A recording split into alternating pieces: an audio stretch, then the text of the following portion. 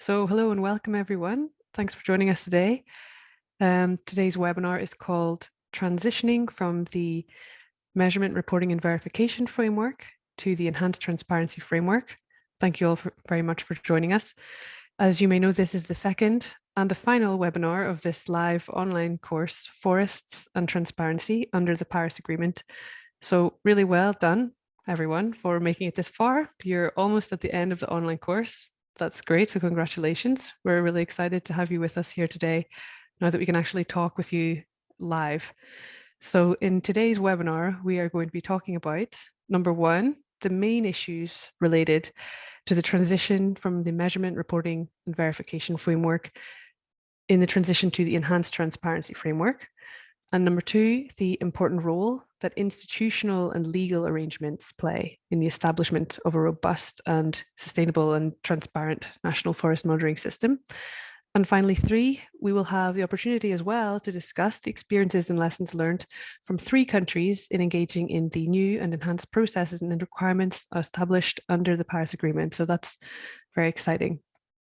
This session will be in English with simultaneous translation into Spanish and French. So if you would like to listen to the webinar in Spanish or French, you can switch to the Spanish or French channel using the button that you should see at the bottom of the Zoom window that looks like a planet or a little globe in the Zoom window. So hopefully you can all find that. In this webinar, we are going to have 2 presentations, followed by a 25-minute panel discussion session with climate and forestry experts from Italy, Ghana, and Chile. And after that, we will have a 15-minute question and answer session where we want to hear from you. And in total, the webinar will last for 1 hour and 30 minutes. A quick word on the format of the Zoom. Your microphones are muted to minimize audio problems as we have quite a lot of participants.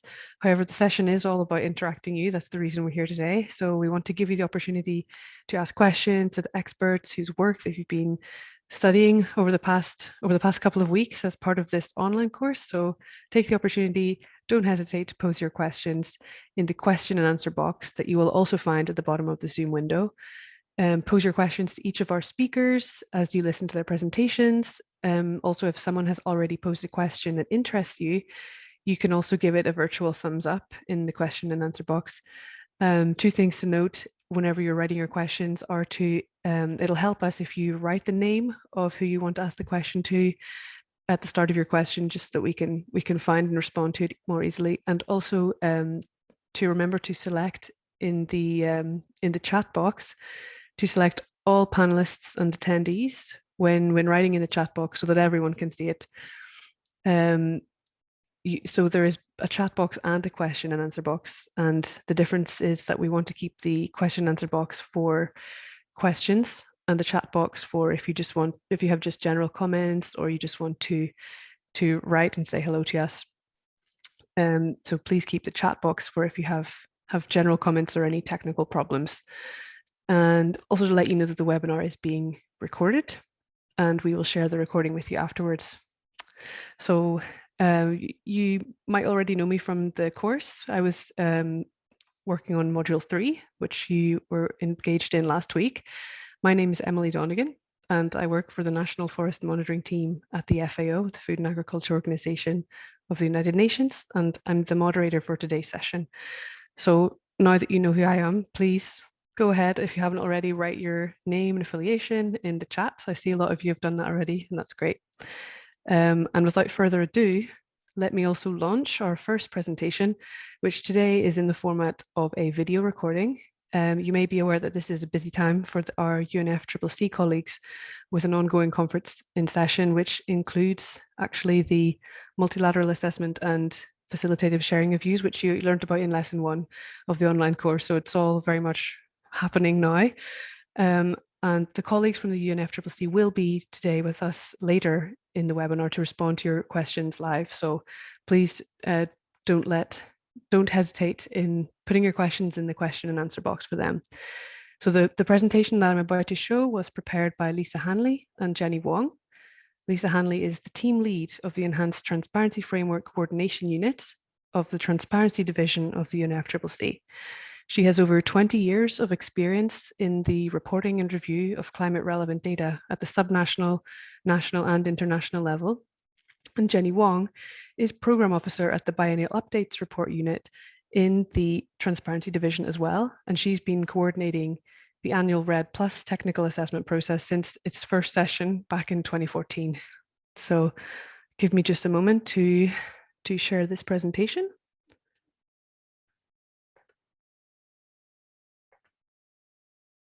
Hopefully you can see it. And let me just, maybe I can, oh, thanks, Rocio's giving me a thumbs up, thank you. Okay.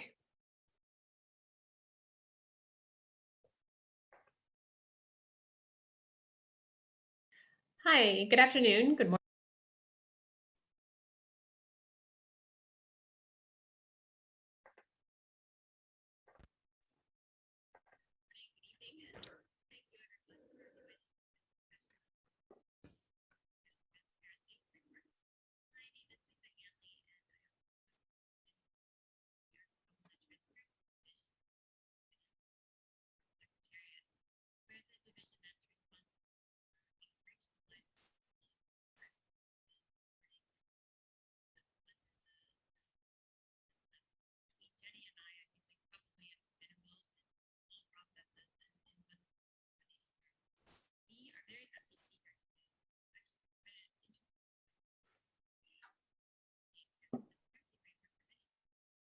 Sorry, I think,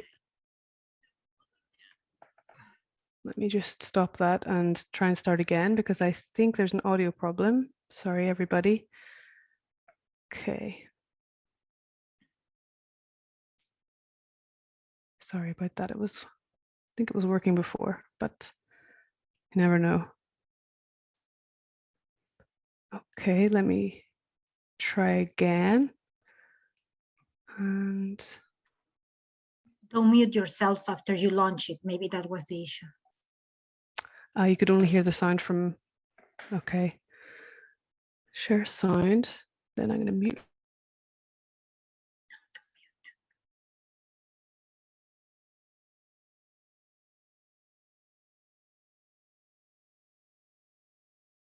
Hi, good afternoon, good morning, good evening. Thank you everyone for joining this discussion on the MRV to the Enhanced Transparency Framework. My name is Lisa Hanley and I also have here Jenny Wong, and we are from the Transparency Division of the UNFCCC Secretariat. We're the division that's responsible for operationalizing a lot of the current reporting and review systems under the MRV system. And between Jenny and I think we've probably been involved in all processes in one form or the other. We are very happy to be here today. It's actually quite an interesting time for the work on the Enhanced Transparency Framework for many reasons. One, this week alone, we have the negotiations underway, the informal discussions on the operationalizing the Enhanced Transparency Framework. This is about developing tables and formats and outlines and what countries will actually do when they report. I would say it's also a very interesting time because we really are in this transition phase. Countries are looking forward to the Enhanced Transparency Framework and starting to think about what they need to do to be ready. And that's why I think it's so good that there's so many people that I see that have been involved in this course over the past 2 weeks. I think it was over 850. I mean, that's tremendous. And I think we will need all of you from all of these different disciplines to really enable the Enhanced Transparency Framework to come to life. And so thanks for your interest, and I think we're very pleased today. So what we've been asked to do is to just provide a little bit of highlights from things that you have learned in the course on the Enhanced Transparency Framework, the modalities, the procedures and guidelines, look a little bit about the timeline of where we were and where we're going on transparency, talk a little bit about the flexibilities offered to those developing countries that need it, talk about some new elements in the ETF. So why is it enhanced? What's considered the enhancement? And then finally conclude on very important remarks, I think, on the institutional arrangements, because this is critical to success. of the program. So some of the benefits of transparency.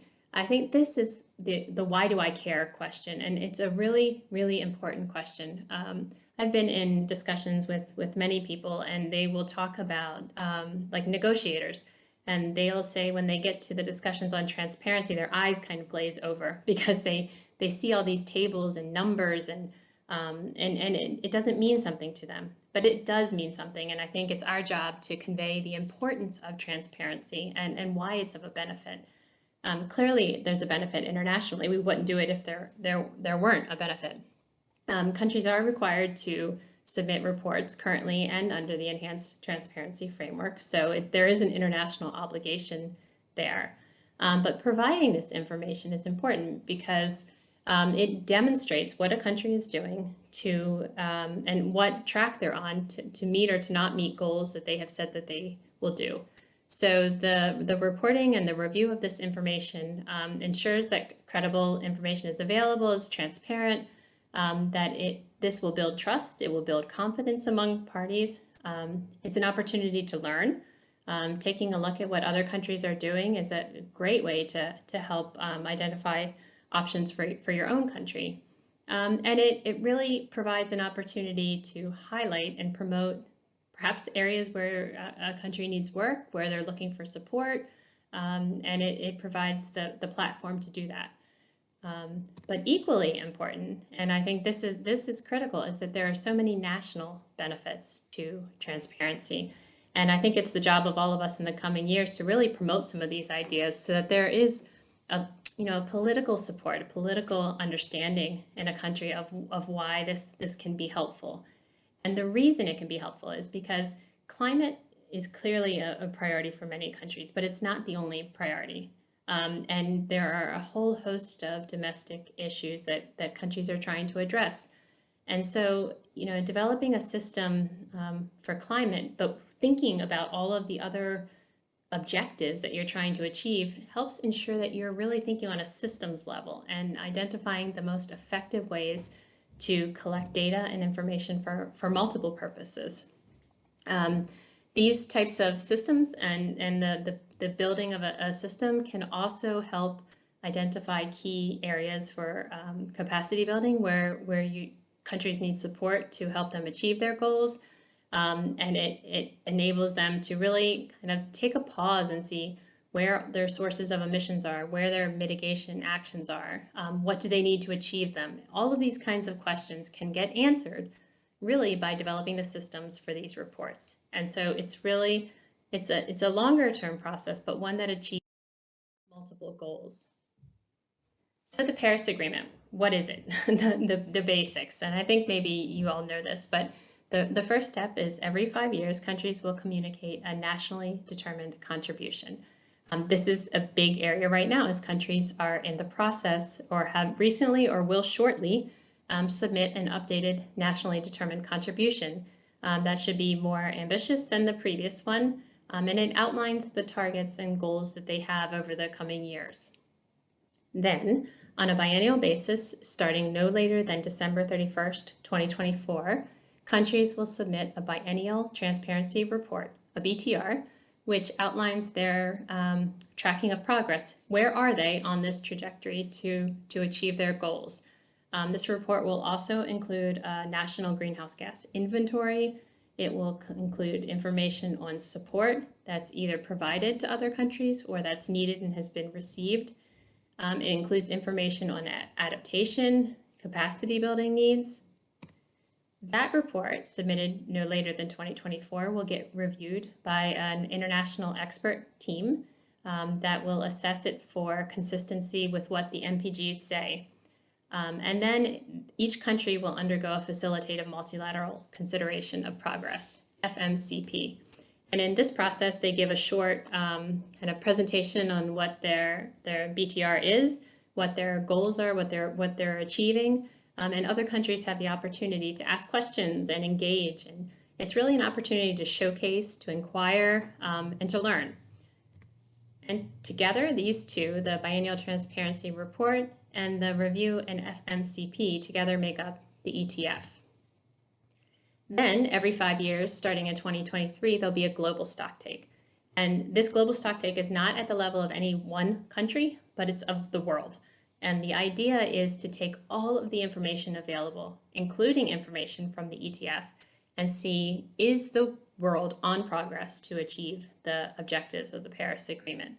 And then the outputs of that global stocktake will help, again, achieve multiple purposes, but also should inform the subsequent communication of an NDC. And forests are key throughout this process. As you know, forests are in the Paris Agreement, and the importance of forests are highlighted there. Many, many countries include forests in their nationally determined contribution as part of their target. And then subsequently, then this information would be tracked in the Biennial Transparency Report. The Biennial Transparency Report also includes an inventory, including greenhouse gas information. So we say that the ETF is enhanced. So what does that mean? It means it's building on existing arrangements, but going beyond. There has been a process in place since the actually mid-90s, the start of it, 2000s. On one track, developed countries were submitting a number of reports. They were submitting biennial reports, annual inventories, national communications. And then on a separate track, you had developing countries following a separate set of guidelines for national communications, biennial update reports. And they were also providing their REDD+ results. These two systems are going to merge into one, and that's going to deliver a biennial transparency report. Similarly, on the reviews, developed countries underwent reviews for their national communications, their greenhouse gas inventory, and their BRs. And developing countries would have a technical analysis of the BUR and the REDD+ results. These two processes are getting merged into one, technical expert review.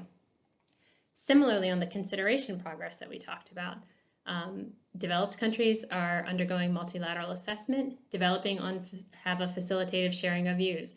This is when they're presenting their systems, showcasing questions and answers. This will merge into one system.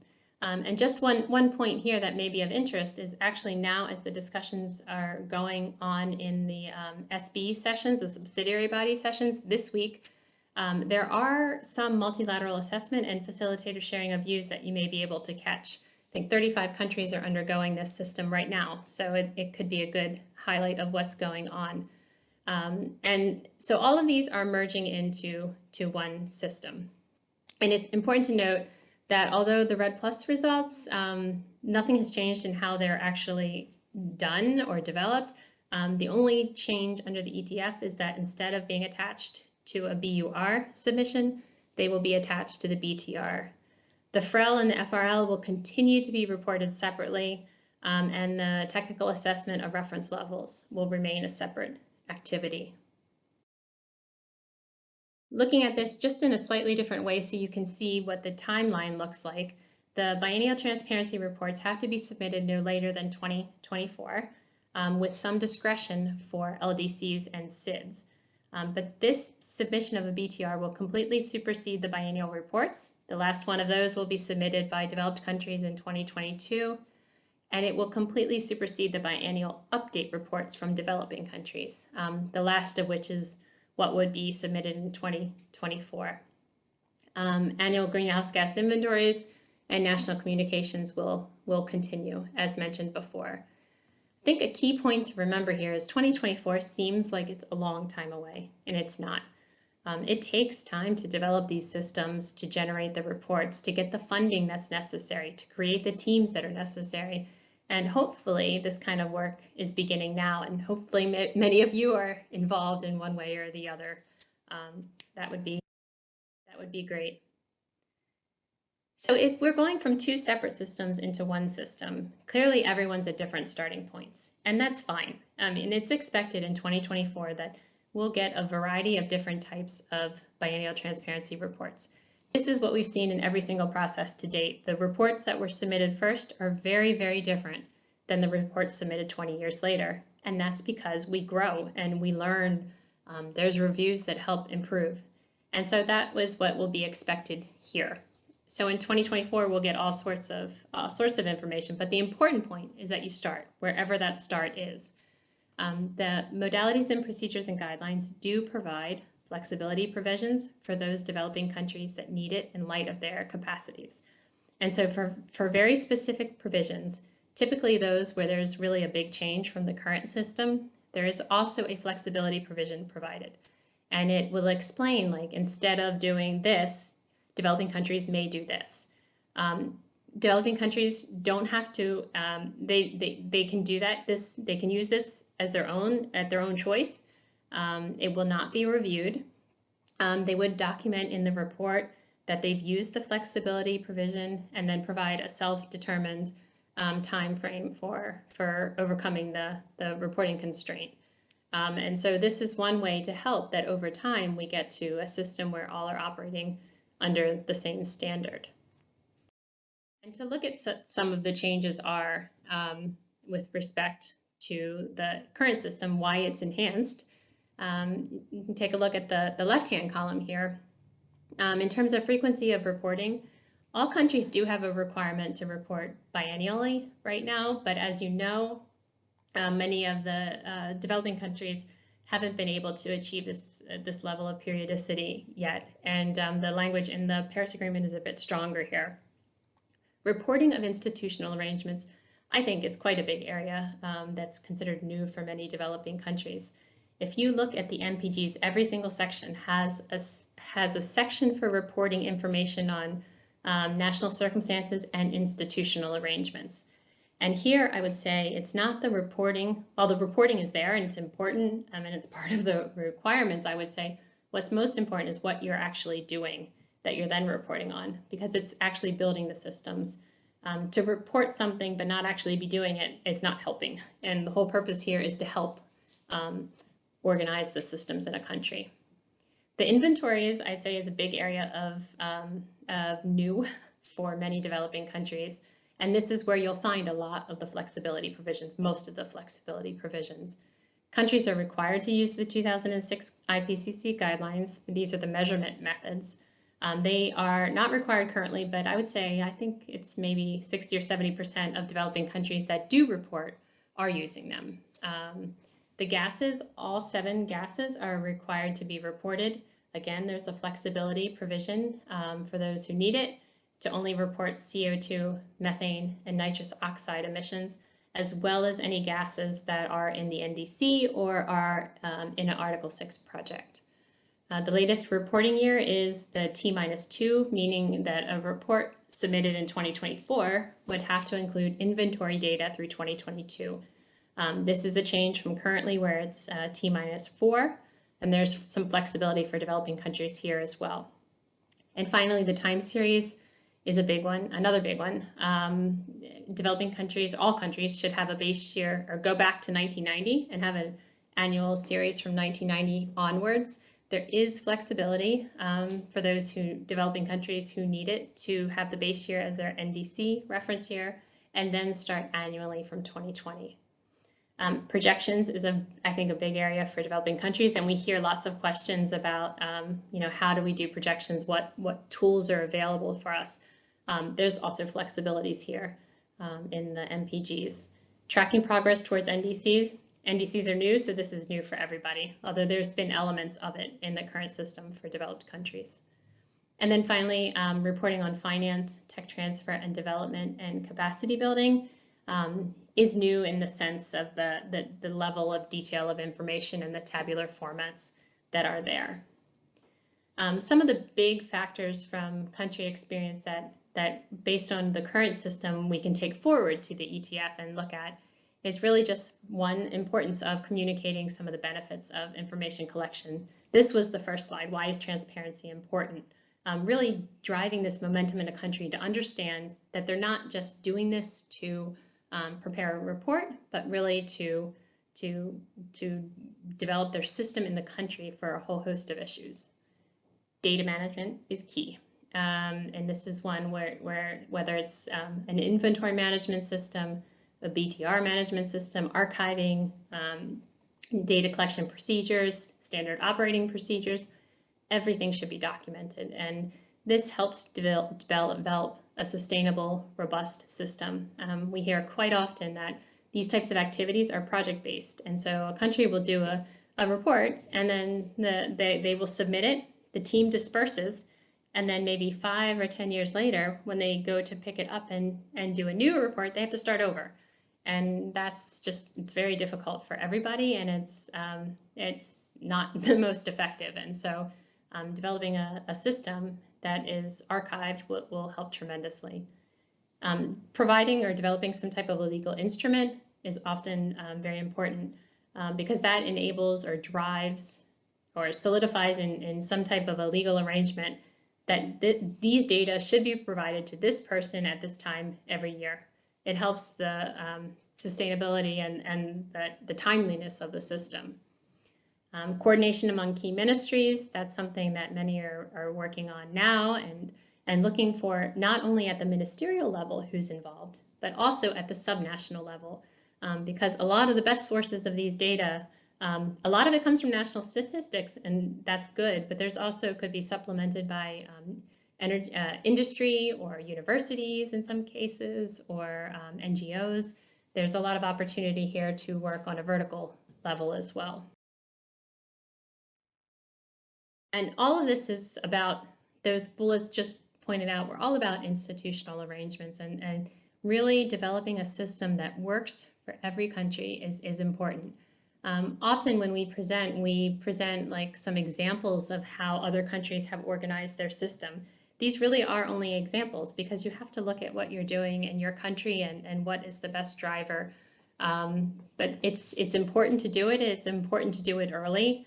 And you can expect that it will likely evolve over time as a country learns what works.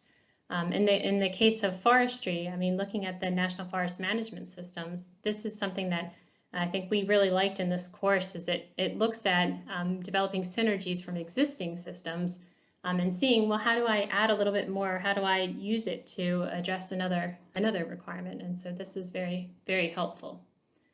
And I would say, again, although everyone's starting at different places, that's okay.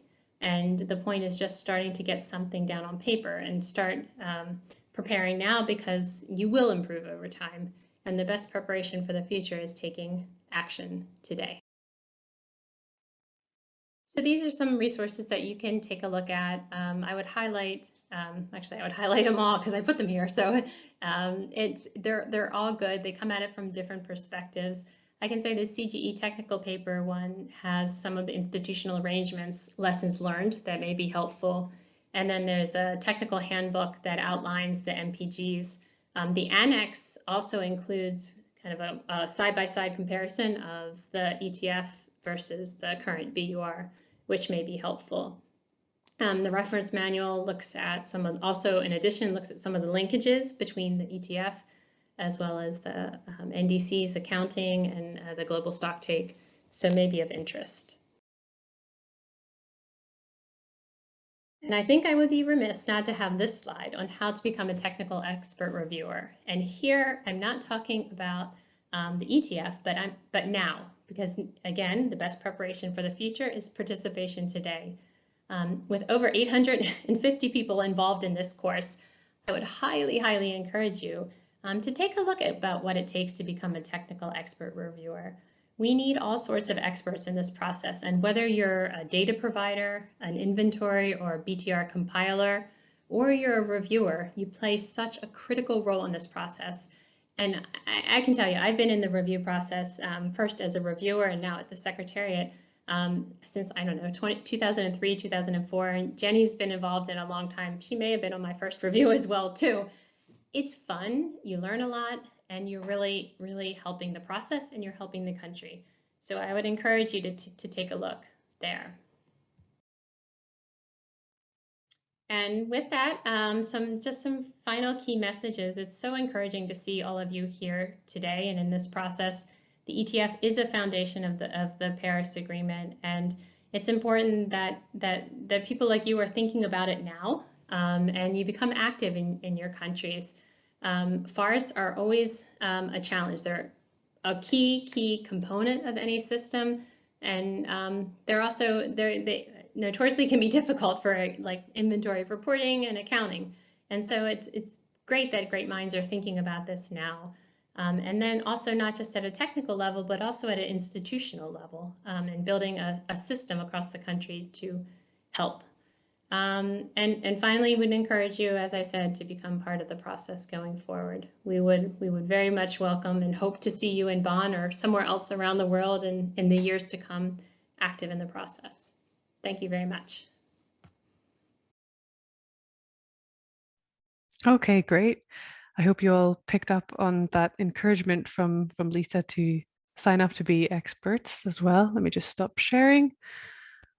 Okay. And yeah, thanks so much to Lisa and Jenny for preparing that recording for us. And they will be with us later for the Q&A session. So don't hesitate to start putting your questions in the Q&A box, addressing them to Jenny. Okay. So I think before we continue, I'd like to do a short poll, if I could, just to break the ice maybe a little bit. I think it should appear on your screens now. I can see it. I hope everyone else can.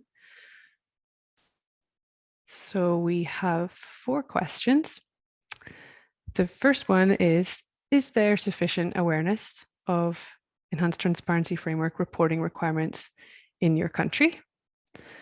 And the possible responses are yes, no, or don't know. So please, everybody, just start.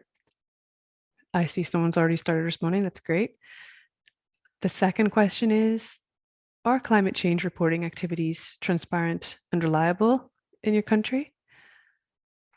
And the third question is the forest sector adequately considered in climate change reporting activities? And finally, the fourth question is, are there sufficient arrangements for national forest monitoring systems, sustainability, and of the sustainability of international reporting as well? So that refers to the institutional and legal arrangements being in place for national forest monitoring systems. So I'm going to give you all a couple more minutes to respond to these 4 questions. I see a lot of you have already started doing that. That's great. Thanks.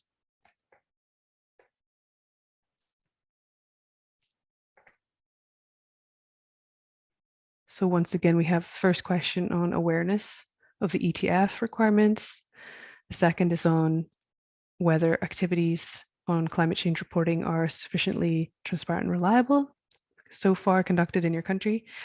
The third is on whether your country has sufficient institutional and legal arrangements, in place to ensure the sustainability of the NFMS.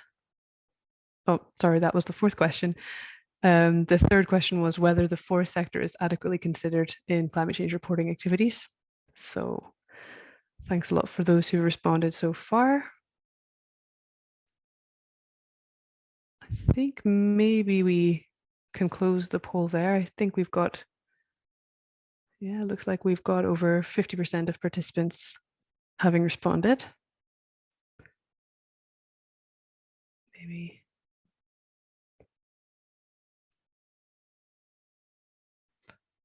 Yeah, we've nearly got over 100 people who've responded. So I think we can close the polling there and take a look at the results. Hopefully you can all see the results on your screen. So for the first question, over almost 50% of participants said that they do not think that there is sufficient awareness of the enhanced transparency reporting requirements in their country, which is really interesting. And yeah, I guess it's something coming up in the future, but it's something really important to be aware of now, as Lisa was saying in her presentation. And that's why this course has been made as well, because it's something that's new. There's new requirements, but we all need to learn more about them. So that is very interesting. And the second question is, so over 50%, almost 2/3 of participants said that they do think that existing climate change reporting activities in their countries are transparent and reliable. So that's really encouraging. That's great. And similarly, is the forest sector adequately considered in climate change reporting activities? Almost 80%. So that's almost the majority of participants said that they do think that is adequately considered. So that's really great. Everyone on this course, I think, is involved to some extent in forest monitoring, forest reporting, or climate change reporting in general. And you all know the importance of forests, so I think that's really great to see that. And the fourth question is, are there sufficient arrangements for the sustainability of the national forest monitoring system? So institutional and legal arrangements, that means. And actually almost 50% said no. So that's obviously an area that needs to be worked on. That's also a very interesting result. So thanks everyone. I think we can stop the sharing of those results now. And I'll just close that. Great. Thanks a lot everyone for your engagement there. It was really interesting.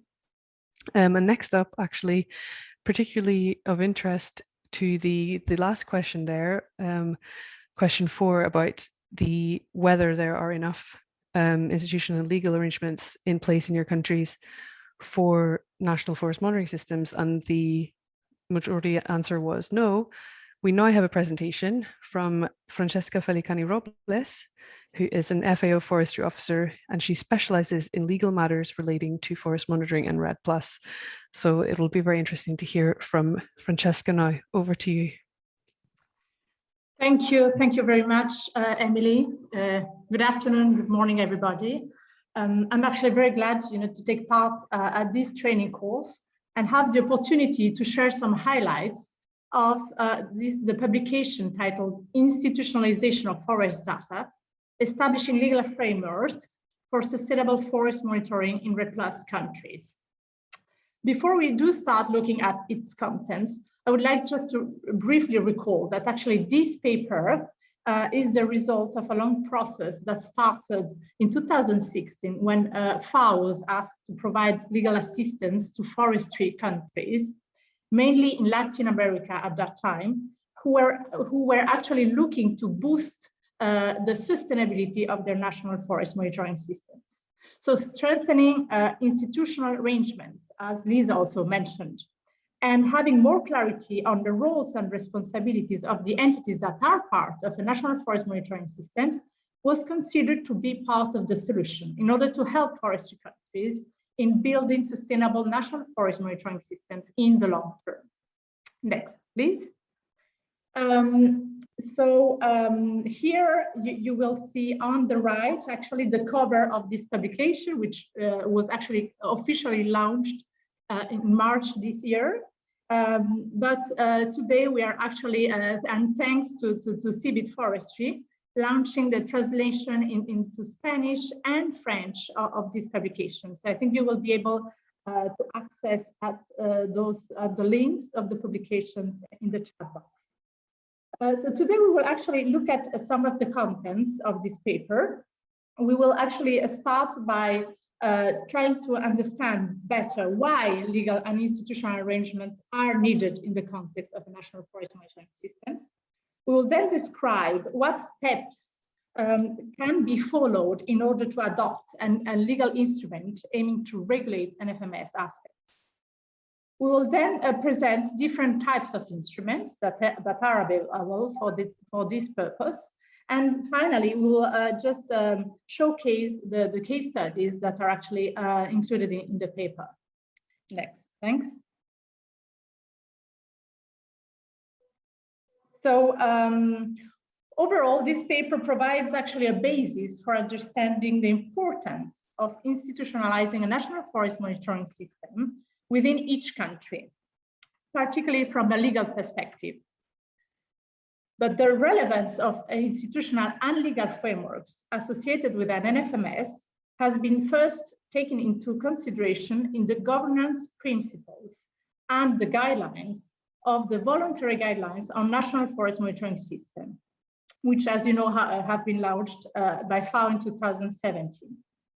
So they actually underline those voluntary guidelines, the relevance of the institutionalization of a national forest monitoring system by formally assigning, through legal instruments, clear mandates and responsibilities to the entities that are involved in the collection, management, dissemination, and analysis of data including through adequate coordination mechanisms. Forest-related institutions with clear mandates can actually facilitate the task of ensuring the sustainability of an NFMS, accessing and properly using REDD+ result-based payments, and also adequately informing decision-making processes in order to reduce deforestation. So overall, a robustly institutionalized national forest monitoring system can help to ensure that national monitoring of forests is considered as a fundamental government responsibility and that there is ownership.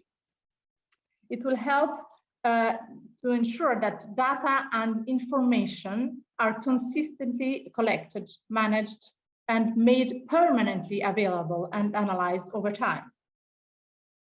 That national expertise is retained, which actually, as we know, is a precondition for further developments and improvements of the system. That the government has a clear contact point when analyzing and any specific related information, and that a clear governance structure is actually adopted. Next, please. But as we know, actually accessing forest data does not lack its challenges. So actually lack of trust, cost-related concerns, ambiguous institutional mandates, and unclear legal frameworks are actually often at the root of those challenges related with data accessibility. While informal solutions sometimes can produce some results in the short term, they're actually considered unsustainable in the medium and long term. So in response to those challenges, the adoption of legal and institutional arrangements can offer part of the solution to help guaranteeing sustainability, national ownership, financial support, and interoperability of the national forest monitoring systems. Next, please. We will now very briefly describe the stepwise approach that actually has been adopted by FAO in order to guide the development and adoption of legal instruments related to institutionalize a national forest monitoring system. The approach, as you can see here from this scheme, is actually based, first of all, on a systematic gap analysis of the existing legal framework related to a national forest monitoring system. We will then develop a detailed set of recommendations for the government, highlighting the weaknesses and the constraints that have been identified in the legal report. And then, if there is such a need, we will support the government, the country, in drafting any new instruments that may be needed. It could be a law, a regulation, or a decree. Overall, we do consider that involving legal experts from the early phases of establishing a national forest monitoring system can help to address all the relevant concerns and also can help to identify the appropriate solutions, which, as also Lisa was saying, should be tailored to the specific context of each country. Next, please. In the paper, in addition to the description of the stepwise approach that has been adopted, we also provide a checklist. It's actually a tool that is aiming to assist countries in identifying the relevant features that you can see here in the screen that we consider should be included in any NFMS legal instrument. So this checklist may facilitate the assessment of their inclusion in the legal text during the drafting process and help to clarify what is needed in order to provide, in order to include those elements in the legal text, and if further consultations may be needed as well. Next, please. We will now also briefly present, potential legal solutions in terms of types of instruments that can be adopted in order to regulate an NFMS. So first of all, we may consider the adoption or the reform of a national law. In this case, we may need intervention from the parliament. We may need to present the proposed reforms to the forest law or environmental law to the competent commission of the parliament. And a consultation process may need to take place at country level. So it's quite a long process. Unless there are consultations ongoing and there is the willingness, the current willingness, political willingness to reform the forest law.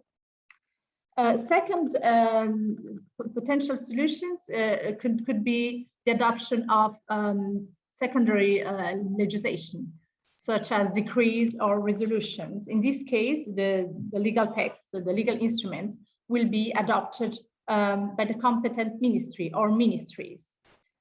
So the government's will be sufficient to move on and adopt the instrument. Another set of solutions could be, to engage the parties, so all the relevant entities and stakeholders that may have such an interest to move on and regulate those aspects. For example, by stipulating formal agreements or contracts, or is developing data sharing instruments, such as data sharing agreements between the competent parties, between the parties that are involved in the discussion. So in this case, the executive and legislative bodies will not be directly involved. Next, please. I will just conclude by presenting very briefly the case studies that are actually contained in the paper. Most of the case studies are focused on the Latin American cases, because at that time, actually, I was based in Panama, and I was working very closely with the governments and countries from the region. And we have seen during the last years very concrete results from countries like Colombia, Honduras, Ecuador, in terms of adopting such legislation. For example, Colombia has adopted a decree in 2017 establishing the approach that will be adopted in order to develop a sound NFMS. Another case that I would like to highlight, which is not here, is Costa Rica.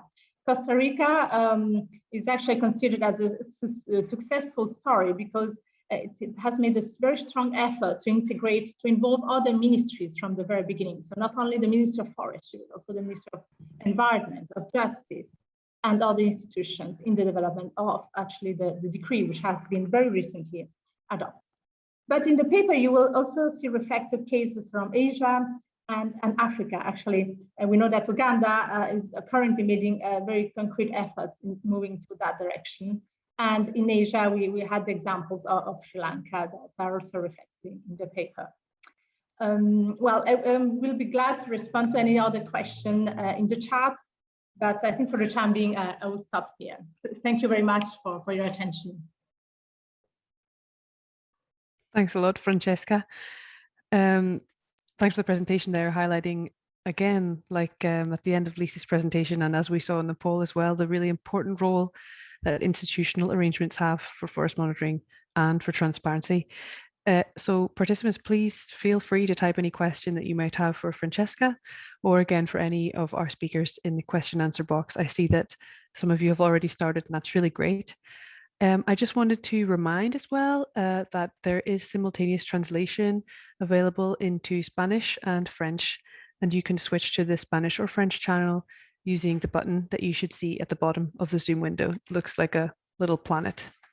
So hopefully for those that joined late, maybe you can find that okay. So now it is time for our panel discussion. In this session, we are going to hear from climate and forestry experts from Italy, Ghana, and Chile, who are going to share their experiences on the actions that have been taken by their countries so far to improve their reporting practices over time. So that's going to be really interesting, given as well the presentations we've just had from Lisa and from Francesca. All three countries are, of course, parties to the Paris Agreement. Italy, as an Annex 1 country, has different reporting requirements from Chile and Ghana, and Chile and Ghana are also both engaging in REDD+, having submitted, for example, reference levels. So it'll be really interesting to hear about the similarities and the differences in the experience between the three countries. So thank you very much, all three of you, for being here with us today. This session will last for about 25 minutes and there will be an opportunity for questions at the end. So please pop your questions into the question and answer box. And our first panelist is Georgina Trujillo, who is the Measurement, Reporting and Verification Coordinator at CONAF, which is the National Forest Corporation of the Ministry of Agriculture of Chile. So thanks a lot for being with us here today, Georgina. My first question to you is regarding the National Forest Monitoring System of Chile, which we learned about from you in the preparation of the recently launched case study on Chile, which showed the impressive forest monitoring being done with SMM, which is the name of the National Forest Monitoring System of Chile. And it also mentioned the steps that have been taken to institutionalize already this system, which is really great to hear in terms of sustainability, as also just highlighted by Francesca. So my question is then, what are the next steps for the system in Chile? Muchas gracias, Emily. Buenos días desde Chile, desde Santiago. Sí, bueno, yo pertenezco a CONAF, Corporación Nacional Forestal, que es la institución de Chile que es punto focal de Red Plus y que lidera y organiza el Sistema Nacional de Monitoreo. Y en ese sentido, los próximos pasos dentro del monitoreo forestal, bueno, es ampliar la información que se tiene respecto, por ejemplo, de niveles de referencia en regiones del país sobre las cuales se dificulta el monitoreo por diversas razones. Por ejemplo, ampliarnos hacia zonas que tienen amplia cobertura de nubes, donde las metodologías que nosotros aplicamos se tienen que diversificar, se tienen que ampliar y de esta manera poder ir incorporando ya más información, sobre todo en estas regiones que representan una importante representación de la cobertura forestal que tiene el país. Entonces, en ese sentido, para nosotros es un gran avance poder aplicar y variar las metodologías que tenemos, ampliarnos hacia estas regiones. Y también lo que estamos haciendo hoy día es ampliarnos también hacia zonas de bosque que están asociadas a climas un poco más templados, quizás más afectados por la sequía. Entonces, estamos trabajando en métodos que nos permitan monitorear también bosques que han sido duramente afectados por el cambio climático y por la disminución de la disponibilidad de agua. En ese sentido, lo que queremos hacer y parte importante del Sistema Nacional de Monitoreo es presentar un nuevo nivel de referencia, que es lo que está en el planning del país, y poder consignar el próximo año ante la convención un nivel de referencia ya que abarque el 99% de la superficie forestal de Chile y con eso ya trabajar a nivel nacional. Nosotros tenemos un nivel de referencia que presentamos el año 2016 que abarca solamente 6 regiones de Chile. Entonces con esta ampliación ya estamos abarcando 12 y que equivale, como decía adelante, casi a la totalidad de superficie forestal de Chile. Y en el marco de la transparencia, lo que estamos haciendo es desarrollar herramientas semiautomatizadas que nos permitan bueno, contribuir claramente a la transparencia de la información y al mismo tiempo que nos permitan simplificar y hacer más eficientes los procesos de monitoreo, sobre todo de las acciones de mitigación que el país ejecute para cumplir las metas de nuestra NDC. En ese caso, estamos desarrollando hoy día justamente un sistema que nos permita dar seguimiento y que nos permita controlar las actividades que se ejecuten en el marco de nuestra estrategia de Red Plus, que es la Estrategia Nacional de Cambio Climático, y de esta manera poder monitorear directamente las actividades que se ejecuten en las diferentes regiones del país.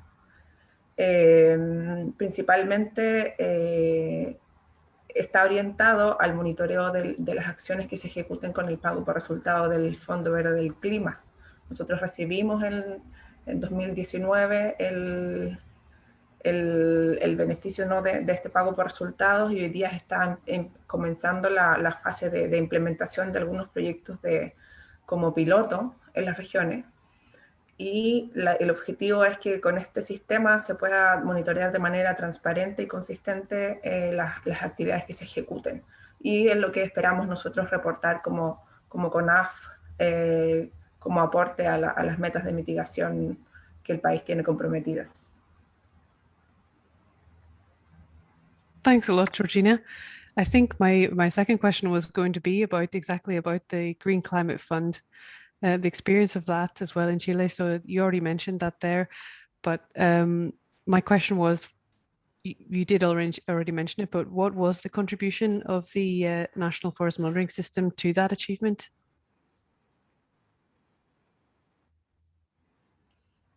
Sí, claro, Emily.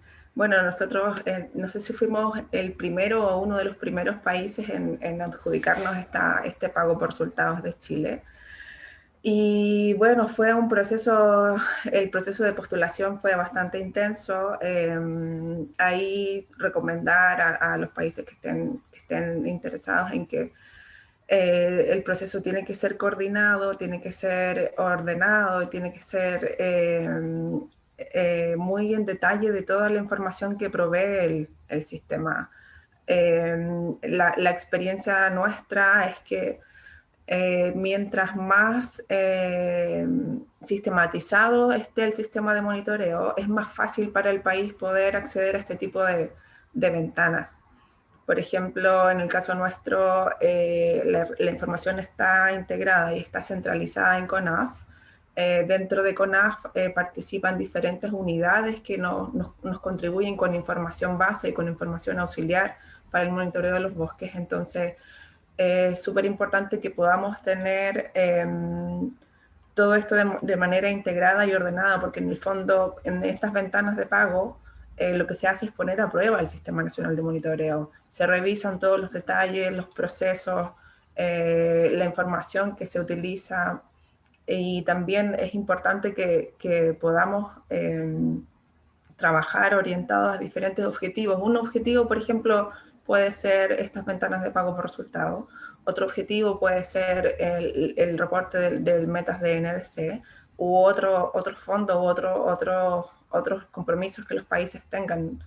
Entonces, es importante que los sistemas sean escalables y que estén integrados para poder dar respuesta rápida a todo lo que se pregunta, por ejemplo, en el caso del proceso de postulación al Fondo Verde.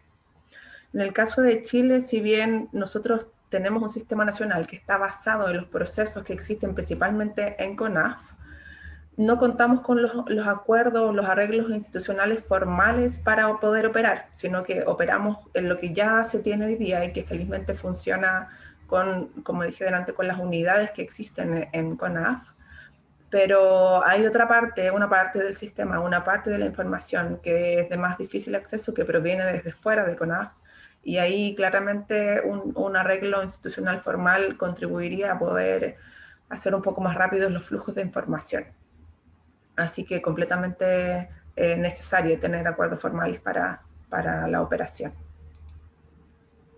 Thanks a lot, Georgina. Yeah, that's really interesting, your last point as well, the importance of institutional arrangements for exchange of information, which I think we didn't actually mention before, but yeah, that's really important.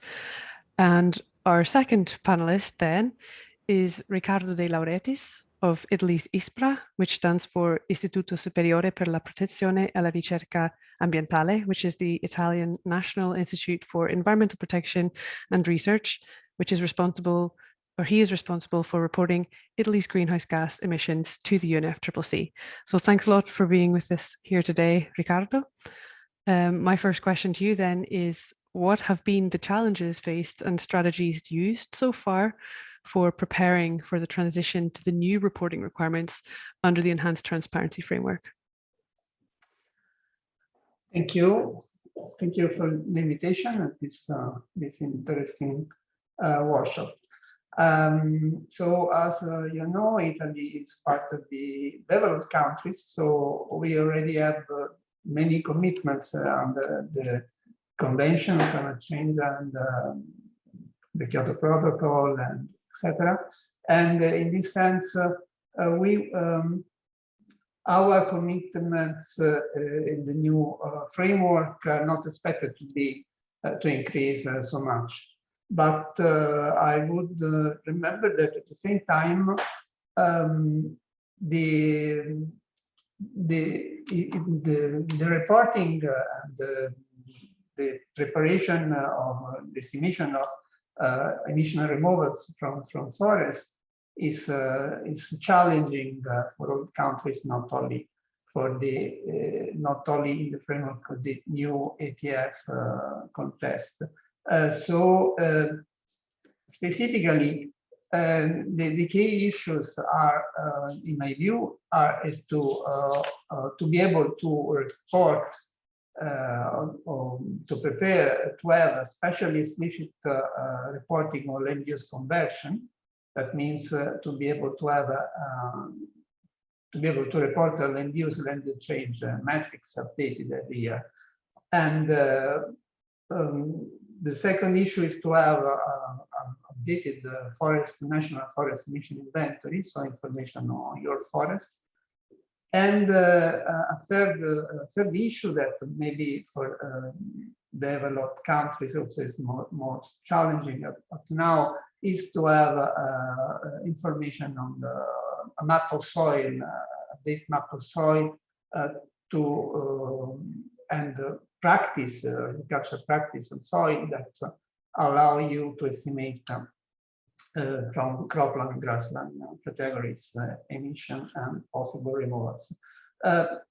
This means that the first issue is data collection. For data collection, the data collection, you need to have institutional arrangements. As Lisa already presented in the presentation, data collection, the institutional arrangement is a focus. And it's important, there are many ways to reach this goal. And of course, are important also legal institutional arrangements, but the main, in my view, the main challenging issue is to be able to involve all the relevant aspects on the territory. And that means forest expert, means emission inventory experts, statistical experts that could help you in the preparation and in the identification of the issue that I said before. So in this sense, our experience was to build a network of people, and of course, institutional arrangements in Italy, as you say, we are responsible for the preparation of the whole inventory. So in this sense, we are involved in the emission removal estimations of everything, but we try to involve net people in the university, in the institutions, to help us in this work, and especially we aim to improve the awareness of this framework, the enhanced transparency framework, the importance of the climate change issues, and the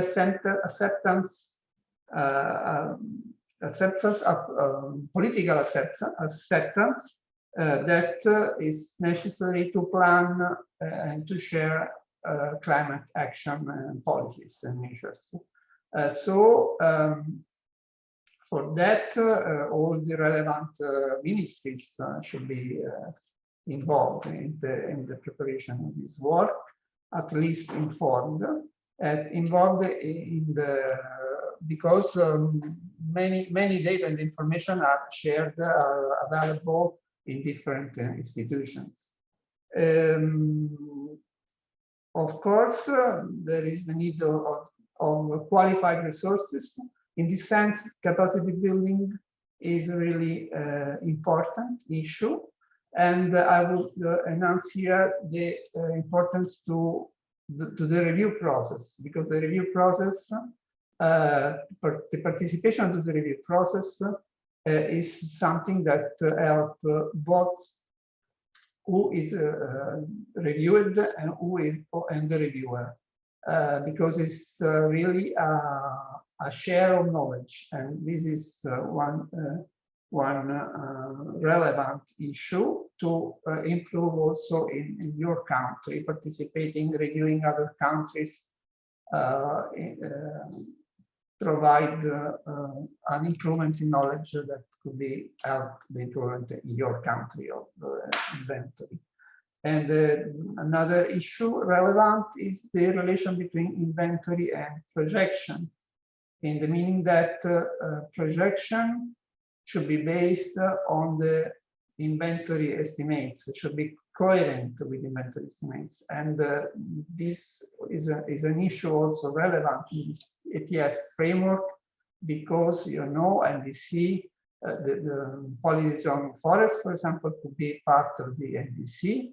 And so the NDC means to have an idea of how will be the removals in your country in the future, or emission, what is the evolution of your forest in the future in your country, and this is really linked to the knowledge of your forest up now. And so the first step is the inventory, and to have an inventory, emission inventory team in place is really important, because guarantee the continuity of the work. It's the basis of the institutional arrangements, the definition of a team of people and an organization responsible for the preparation of the emission inventory that could guarantee the transmission of the knowledge. And because up to now, especially for developing countries, the preparation of the inventory of the national communication of the BOR is related to a single project that start and end, and then nothing remains in the countries, and not except the report, the final report, but is the knowledge that should remain in somewhere in the country. Thanks a lot, Ricardo. Sorry to the participants. I see that there's comments and I've been informed that there is difficulties with the Spanish and French translation right now. Unfortunately, we're working on getting it fixed, but apologies for that. And thanks again, Ricardo, for that intervention. I wanted to also ask a question to our third panelist here with us today, which is Thomas Yaw Jambra, who is manager at the National REDD+ Secretariat under the Climate Change Directorate of the Forestry Commission of Ghana. He coordinates REDD+ activities and Ghana's National Forest Monitoring System. So thanks for being here with us today, Thomas. My question to you is about how is data transparency being used in Ghana in order to comply with the reporting to the UNFCCC in general, as well as in relation to forests in particular? Oh, Thomas, I think you're muted, sorry. Sorry about that. Can you hear me now? Perfect, yeah, there you go. Thank you very much, and wonderful presentations by Jenny, and my earlier, it's good to learn from Chile and Italy as well. Now, back to the question on how data transparency has been used in Ghana. First of all, I would like to look at it from the approach that Ghana has used. It's mainly come from a multi-sectorial team. We do not have a one sector team looking at the data collection. So, for instance, let me take the forest sector. We have Forestry Commission where I work, and Forestry Commission coordinates these activities.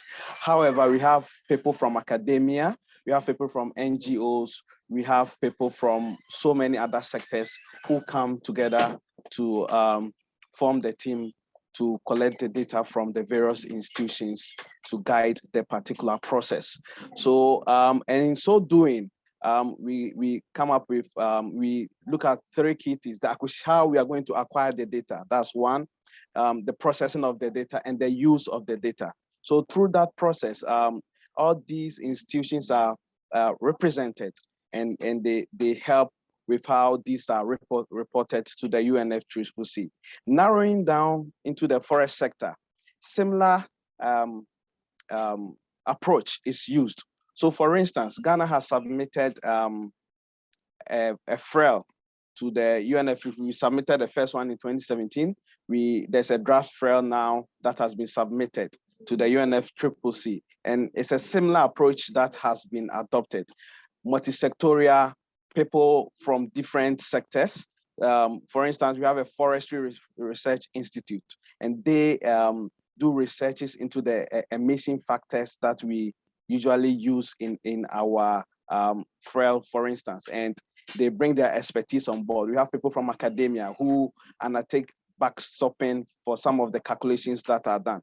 So in the nutshell, once the data is generated, you see that there's a common understanding from the various actors on how that data has been generated and how it's been processed and how it's being used.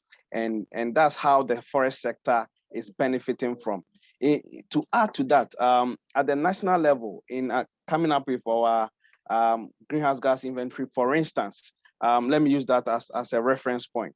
We do have an inventory plan that guides the process, and that inventory plan is made known to all the various sectors as to how they are going to go about the data collection and how we are going to source the data. If it's a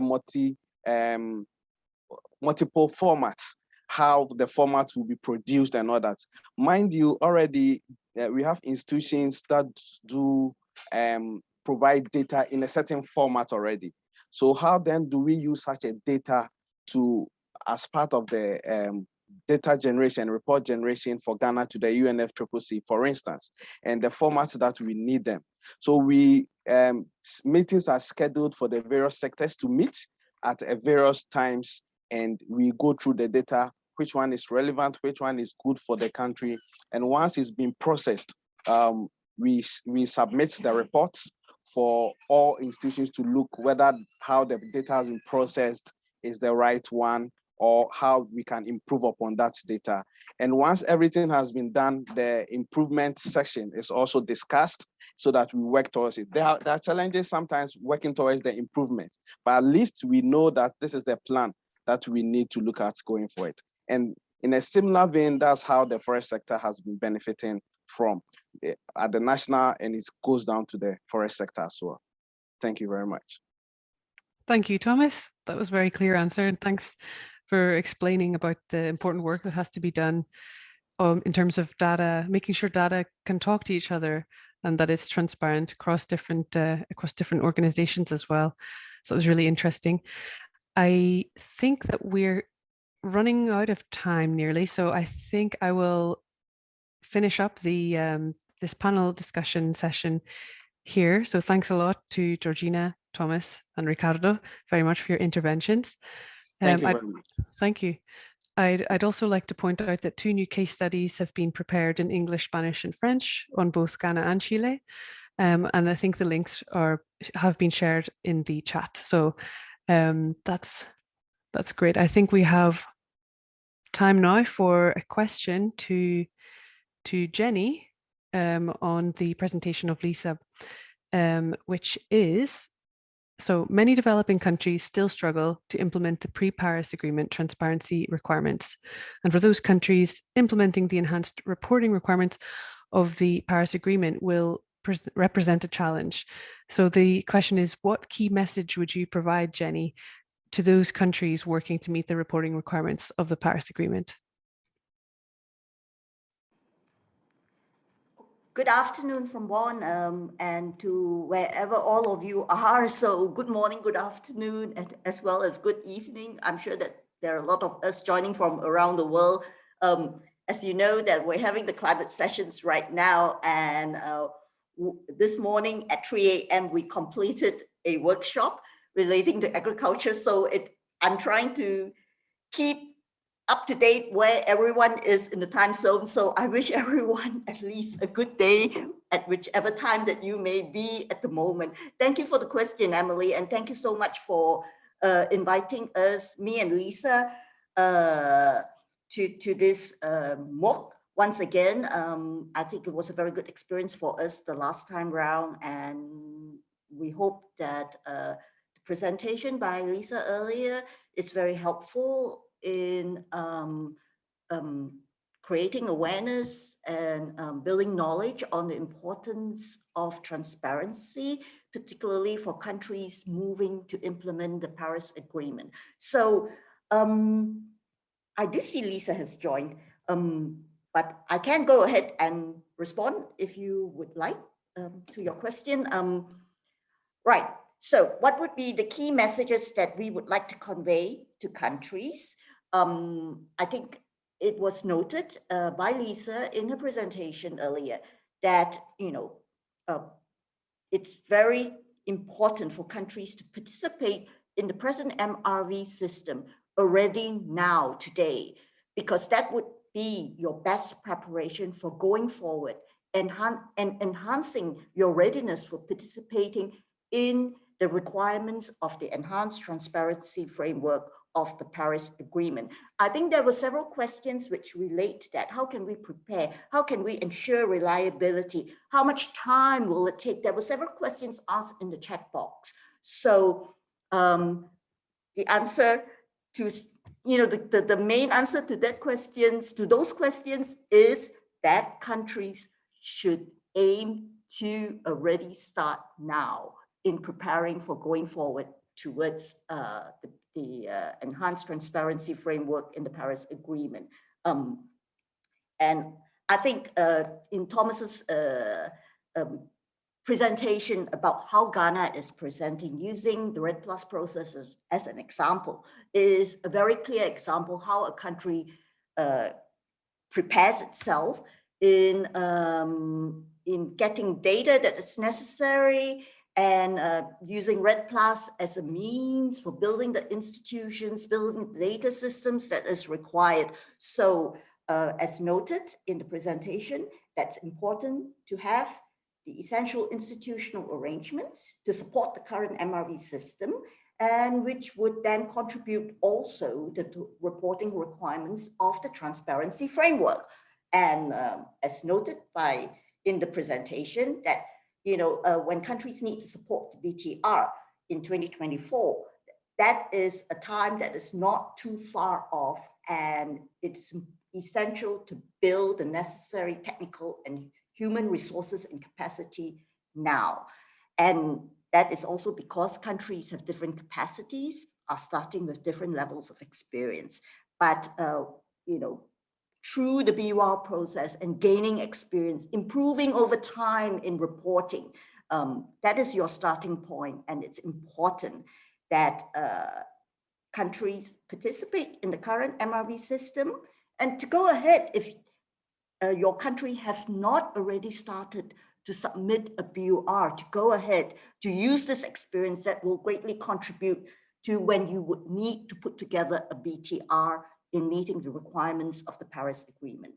And as I already mentioned, that the example given by Thomas, the Ghanaian example, is a very clear example of that. And it is improving in a stepwise approach and over time. So the other point that was mentioned in our presentation was that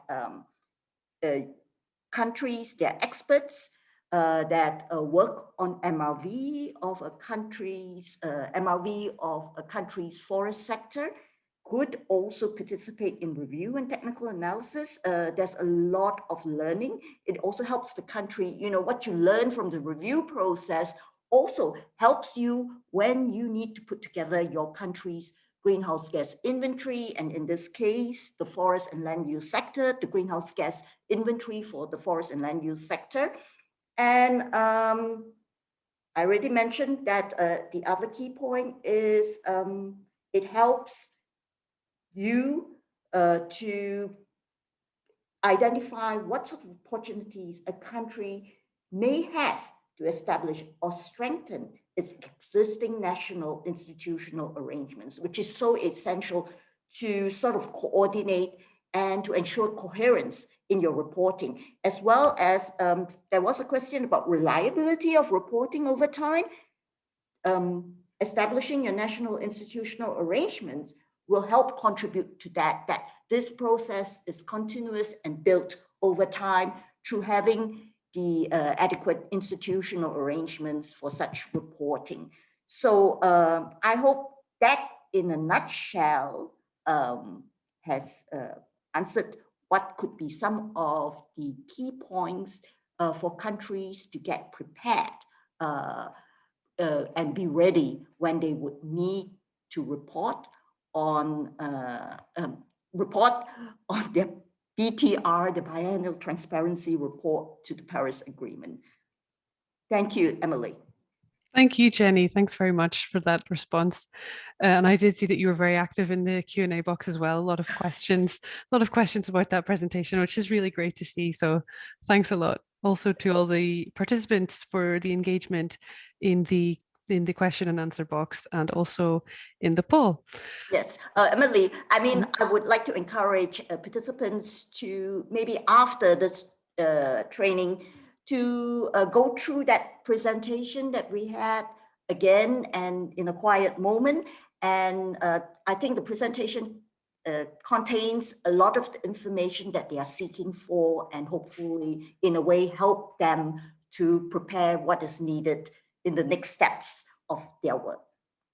Perfect. We will share the presentations as soon as we can on the course platform to all participants. So yes, take a look and let it soak in. Yes. So thanks so much to Lisa and Jenny, and as well to Francesca, Georgina, Thomas, and Ricardo for the interventions today, the presentations. That was really great. I think we managed to squeeze a lot of things into the past hour and a half, and hopefully it's helped cement a little bit some of the things that you've been learning over the past couple of weeks of the online course, everyone. So thanks for joining us today in what was the last webinar of the online course. And there are still quite a lot of questions in the Q&A, I think, but we will get around to them all eventually in a follow-up, along with the presentations, as mentioned, and the recording as soon as we can. So with that, I'm going to hand over now to Rocio Condor because we're nearly out of time. I think we need to wrap up. Rocio is a forestry officer leading the global project CBIT Forest, which is building global capacity to increase transparency in the forest sector. And she is coordinating activities to make forest data more transparent and accessible in the context of the Enhanced Transparency Framework. Thanks, Rocio. Over to you. Thank you very much, Emily. With this last webinar, we have almost reached the end of the second edition of the MOOC on forest and transparency under the Paris Agreement. And it's today my task to provide some closing remarks. I hope you all enjoyed today's webinar as much as I did. I think we cover a lot of material relating to transparency and forest, which has hopefully helped cement the things you cover in this course. Thanks to Lisa and Jenny from the UNFCCC walking us through the evolution from the MRV to ETF. And this is a process that is constantly moving forward. So we here today have heard really the cutting edge of work towards the ETF from the Secretariat. Francesca presented on institutional and legal frameworks to enhance transparency around data being reported, in this case from the forest sector, which we know also from this course is a sector that is significant for its potential to sequester carbon from the atmosphere. Protecting and restoring forests in the concert with reducing to net zero emissions from fossil fuel combustion is essential to achieving the 1.5 goal of Paris Agreement and is significant for the intended emission reduction in the national determined contribution of many of our countries. It was a privilege to have here today with us as well colleagues Georgina, Thomas, Ricardo from Chile, Ghana, and Italy, respectively. We got to see how the 3 different countries are monitoring forests, enhancing the transparency, and taking climate action. And hopefully it has inspired some of your own reflection on your own country's effort to the fight. Let me explain which are the last steps to complete the MOOC, provide you with a brief summary of the course, and explain why we have developed it.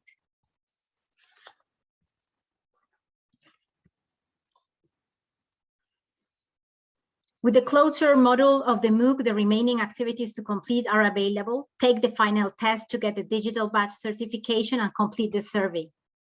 At the end, a certificate of attendance will be provided electronically. The last 3 weeks have been very intense, and my team and I are delighted at having seen so many of you participating in the training activities and having interacted with you through forums and these webinars. I would like to thank you all for your involvement and your participation. At the same time, I would like to express my gratitude to the team and to the experts who have supported the design of the MOOC and animated the webinars of yesterday and today. From the UNFCCC, Lisa and Jenny, from FAO to David Morales and all colleagues who have connected from the different regions and the representative from Costa Rica, Mexico, Italy, Ghana, and Chile. I also would like to thank the FAO e-Learning Academy for the support given to make this MOOC happen. The variety of contents covered in the 4 modules may have been of interest. I hope FRA national correspondents or forestry officers may have found the topics related to the forest sector most useful. But we hope that the opportunity to examine these potentially familiar topics within the context of climate change and the reporting requirements under the Paris Agreement have been novel and of interest. On the other hand, professionals and students interested in climate change will have had the opportunity to explore in more detailed aspects of the Paris Agreement that are related to the forest sector. From our side, we have greatly appreciated the rich variety of experience, languages, and nationalities of you, the people that have been attending this online course, and your involvement in the learning activities.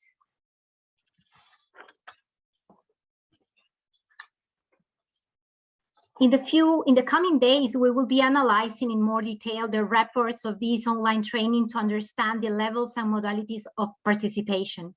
However, let me share with you the information on the course coverage. We have seen that 862 participants from 129 countries registered to the MOOC from all over the world, 40% women participation, and the interactive lessons have been on average been consulted by over 300 participants. Forums have been used to share knowledge and experience among countries.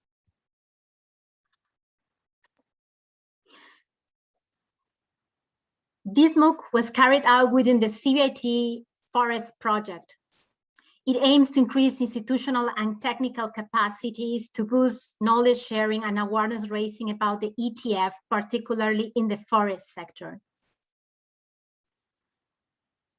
I invite you to consult and share with your networks our global knowledge products available and open to all, including the upgraded FAO Global Forest Resource Assessment, Reporting and Dissemination platform available in 6 UN languages, the tool developed to facilitate the assessment of gaps and needs in countries' national forest monitoring system in multiple languages, the outreach products, the case studies we have selected on forest and transparency, and today we were so delighted to have Chile and Ghana with us, and all the knowledge material it has been generating, including the e-learning that will be available in 6 UN languages and the 3 editions of our massive open online course. Check all our activities and products in the 1 Year in Number report. Follow us through the webpage of the CBIT Forest or our Trello board.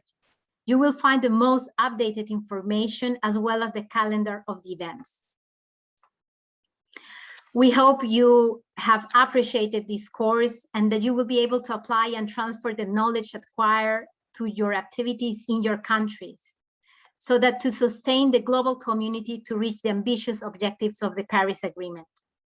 The key message we wanted to communicate has reached all of you.